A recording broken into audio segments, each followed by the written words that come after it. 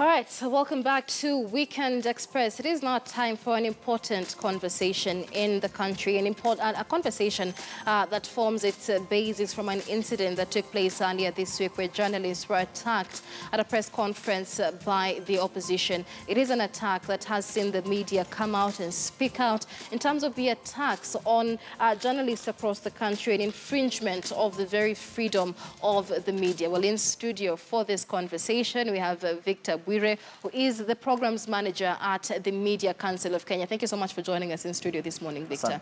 And of course, it is an important conversation to have that we've been advancing for the better part of the week. I don't know if you've seen any changes in the conversation so far.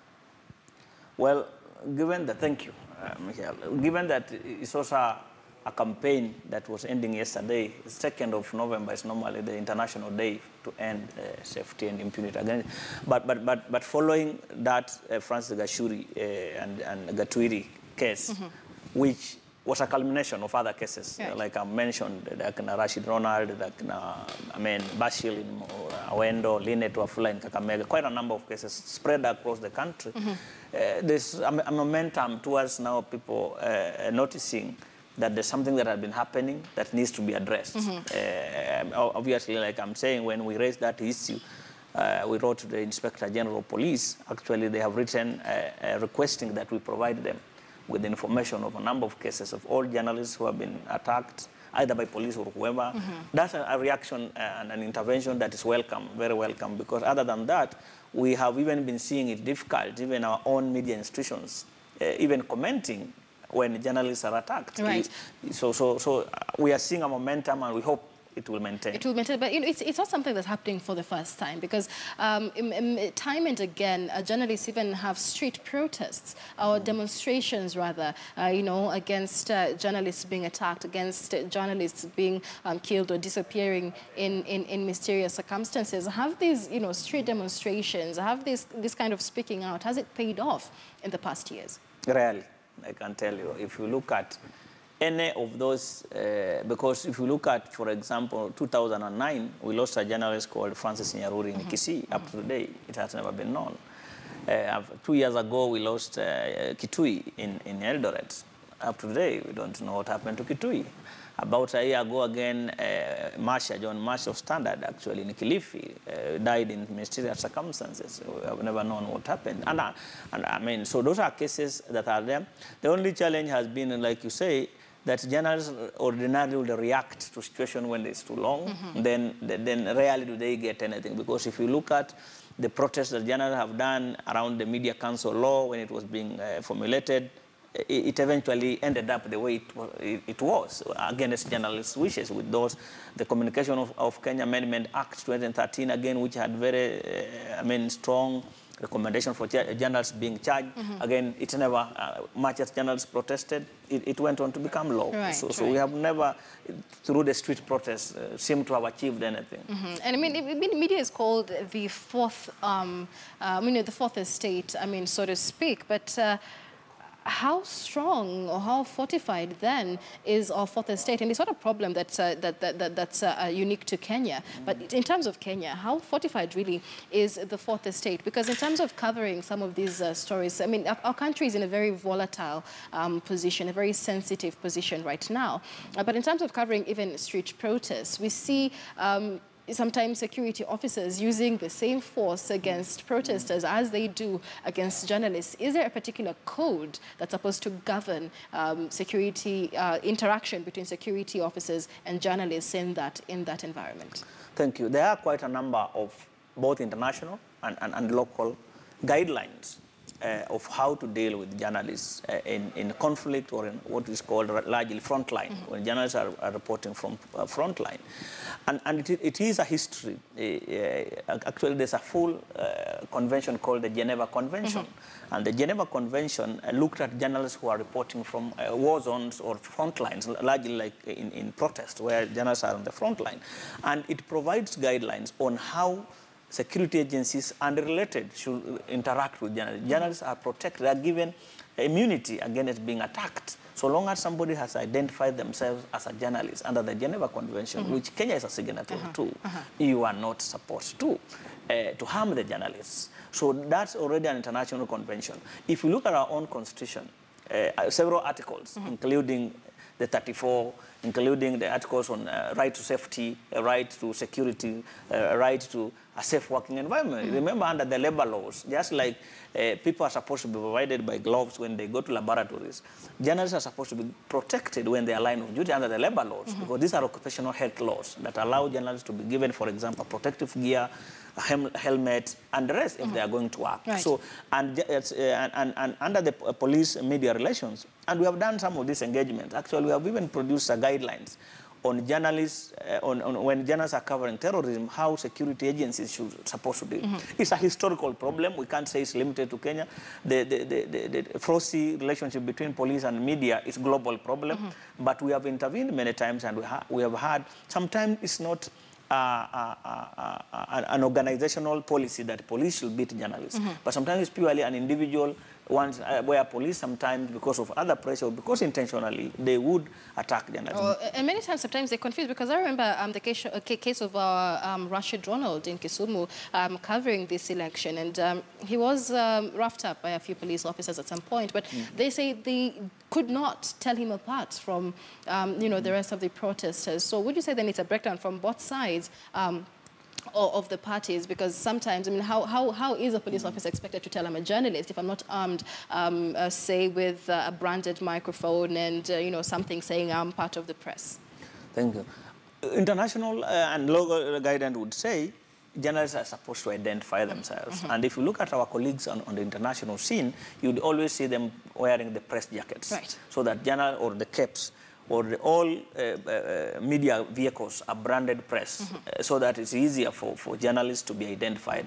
We have required that when you are going to the field, you carry your press card, which is given by Media Council, plus your own KTN press card. I mean, that can help you to be identified. But having said that, if you look at the Ronald Rashid, there were 5 journalists. It was not Rashid alone, remember. Yes. It was Ronald, it was Rashid, Okusa, there was Faith Matete. They were big. So for police to say they didn't know these were journalists, that was a lie. But even granting them that, we also, under safety, and as I say, I'm a safety trainer. I'm a trained safety journalist. And I train journalists across the country in Somalia and the rest. One of the conditions we tell journalists is you do what is called a risk assessment if you are going to the field. And given the examples that were there in Uganda, police literally turned against journalists. And anytime they would see you identified as a journalist, they would attack you, simply because you're a journalist. So we have always reminded journalists that you weigh the field. There are places where it becomes dangerous for you to identify yourself as a journalist with that press jacket.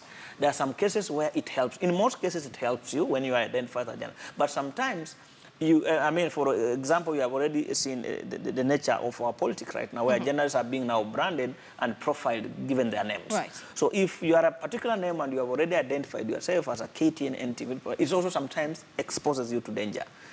Many times we have asked journalists sometimes to remove the brand microphones, because you saw one day in one of the press conferences when a politician threw out a journalist aligned to a media and told him, we don't need you.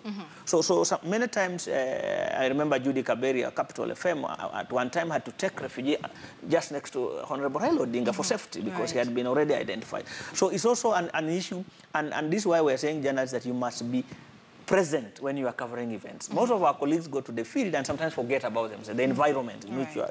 So you need to be present so that you quickly analyze the situation. Is it safe for me to identify myself? Is it safe for me to go under this guise, or how do we operate? How do we operate? So that's the situation in the country. And of course, the bigger conversation that we'll be having is, you know, the case with Francis Gachuri and Faith Gachuri, because that raised a bigger conversation. They were basically attacked on the basis of the affiliation or perceived political affiliation of the media houses that they work for. It is a conversation we'll be having in just a moment. But let's listen to Ashley Mazuri with a history, really, of attacks on journalists, not just in Kenya, but across the globe. Take a look.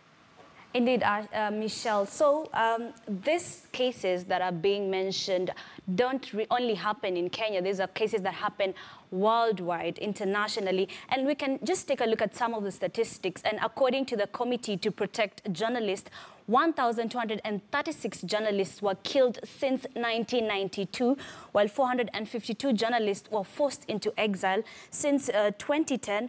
In 2016, prison censors, 259 journalists were jailed worldwide. And of course, a Hood report indicated that 54 attacks on journalists in India happened in 16 months. Now, the deadliest countries out of all internationally worldwide, Iraq tops it with 179 cases, Syria with 108 cases, Philippines with 78 cases, Somalia with 62 cases, and Algeria with 60 cases. Now, the areas that have been covered in most, where the victims have been, 46% of the journalists covered politics, 41% covered war, 21% covered human rights, and 20% corruption, 4% covered business, 16% covered crime, while 11% culture, and 2% covered sports. Now, let's just take a look at the recent reported cases.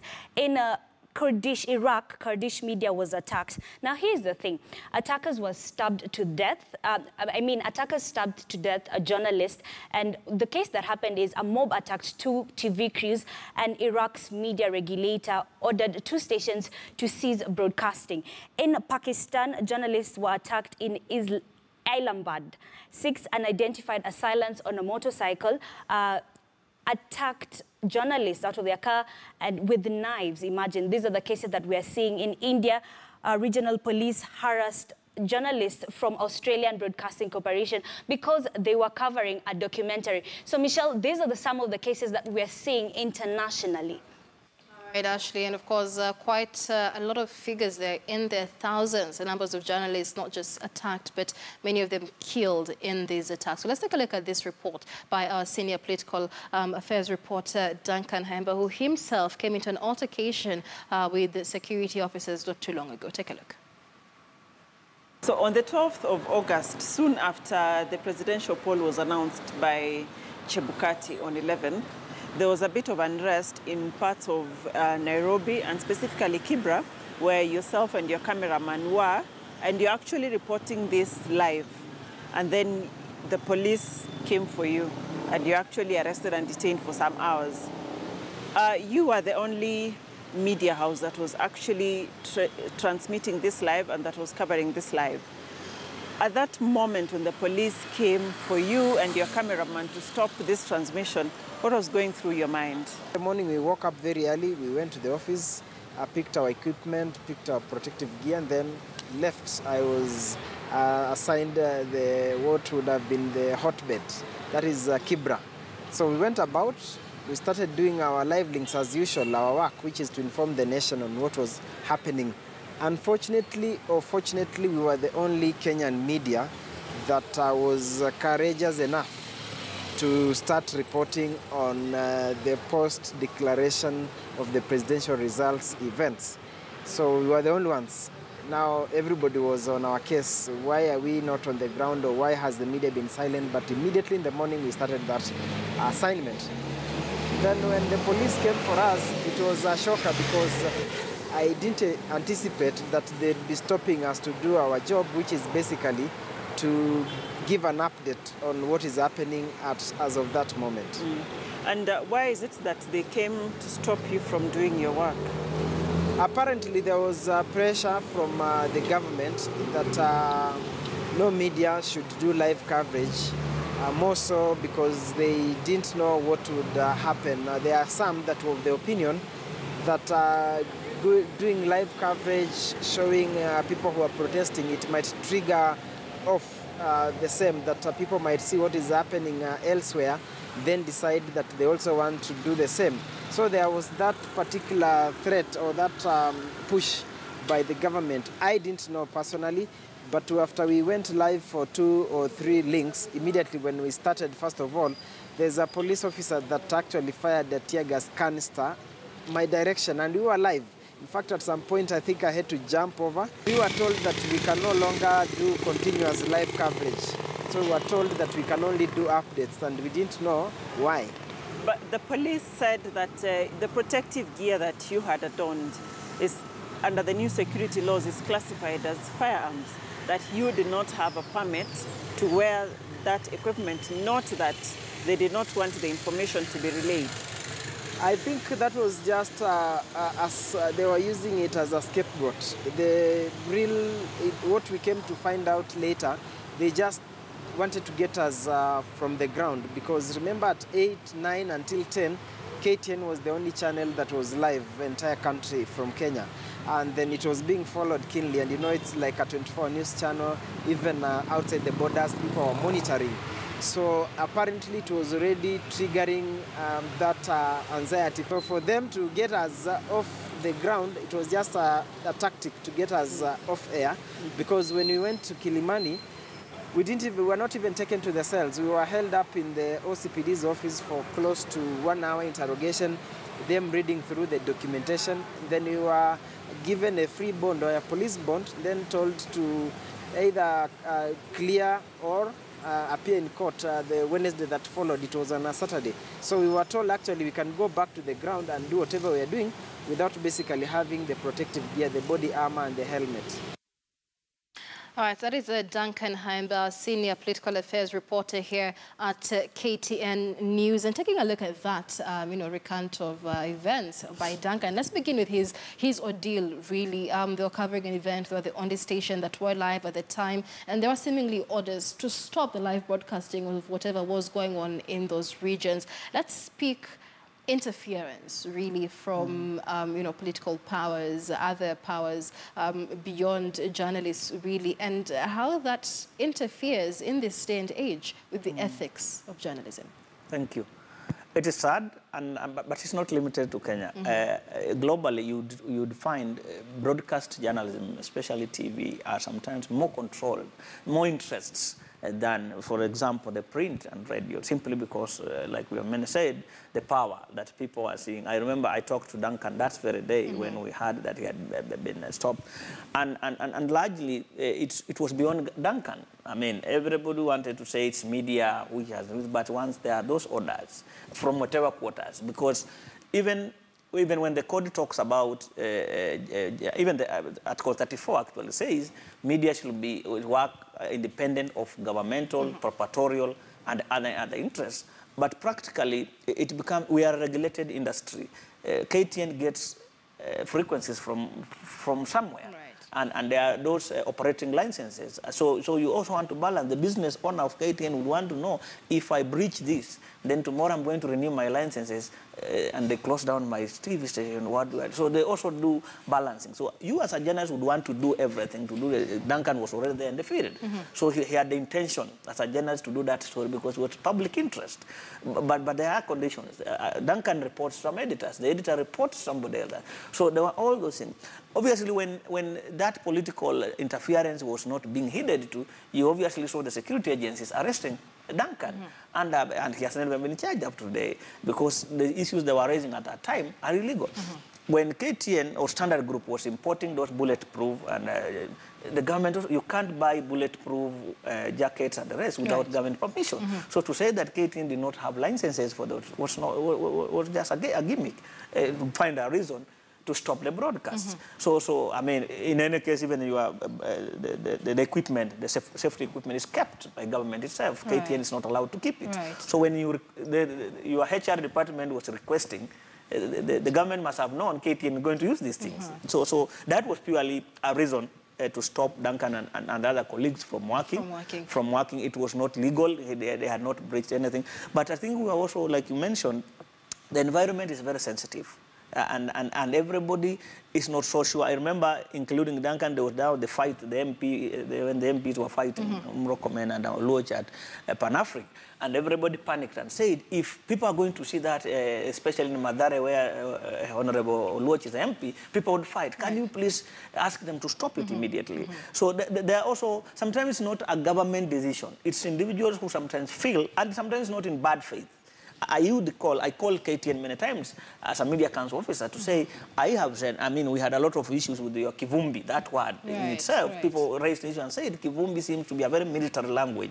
So sometimes it's not necessarily that we want to close, but sometimes to give you feedback that this is what people are saying on your just recent broadcast or the ongoing discussion. We have seen quite a number of times when, especially these live shows, talk shows, the programs, when some of your hosts, guests want even to fight in the studio. Right. And we call the producer and say, would you mind? Because it's not about gagging you, but it's a question of, or somebody comes to the studio, is drunk. Right. It is a father. Much as he's a public figure, we accept, but sometimes we fail. And once they're on air, you start noticing some particular defects. Right. And we call the studio to just help them say, that clip, would you put off Victor a bit so that he sorts himself up, you know? So not all the time, it is the issue of like Westgate, the Garissa University attack, terrorist attack, and theories are there which say terrorists depend on media.